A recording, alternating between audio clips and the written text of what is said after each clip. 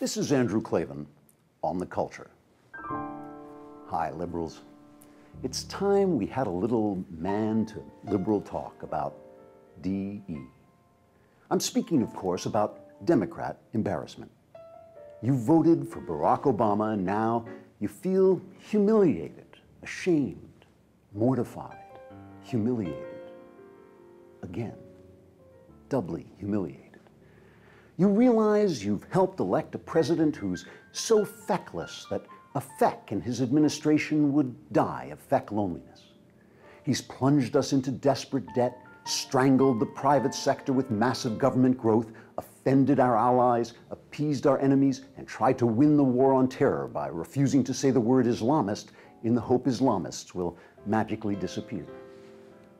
And you voted for him. You're wondering, how did it happen? After all, his campaign was absurd, now you think about it. A media love fest that downplayed his obvious radical associations, obfuscated his clearly un-American ideology, and only barely disguised the lack of experience and accomplishment that left him qualified to play the president, but not actually to be the president. And you voted for him. The man's a rock star, you said, forgetting that a rock star is someone who stands on a stage screaming simplistic inanities while people too young to know better cheer in idiot ecstasy.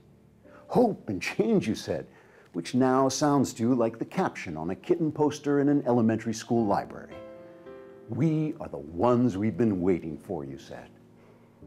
Dude, look in the mirror. What were you thinking? So, now you're afraid people secretly think less of you and are laughing at you behind your back, because they do, and they are. You worry that the next time you try to impress someone by declaring how deeply you care about some wholly invented environmental apocalypse, or the poverty exacerbated by your programs, or the sad plight of homeless Islamic mass murderers, people will know that you're just using cheap make-believe virtue to hide your DE. But wait, now there's hope. Thanks to the secret ballot, no one need ever know you helped fill the highest office in the land with a living hologram who doesn't even comprehend the first principles of the nation he has to lead. Although as yet there's no cure for DE, you can still live a full and healthy life of furtive remorse by pretending you're a conservative. Now, perhaps you're thinking, no, Klavan on the culture, no, I could never look smart or cool or brave enough to pass as a conservative. But let's change that no-can-do attitude right now.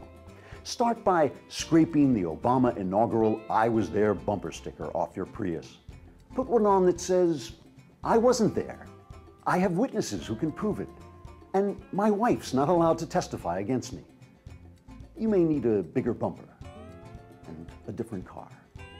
Next, stop cursing at people and calling them names when they disagree with you. Listen to the point they're making and either marshal pertinent facts that support your argument or change your mind if their argument is better. No one will ever guess you're a liberal then.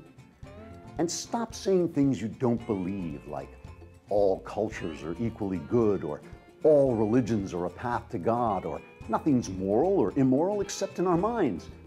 I know you think you sound sophisticated, but anyone who considers it for, say, 30 seconds in a row will realize you're hiding a flaccid intelligence that can no longer perform the function it was created for. DE. You may have to live with it, but no one has to know.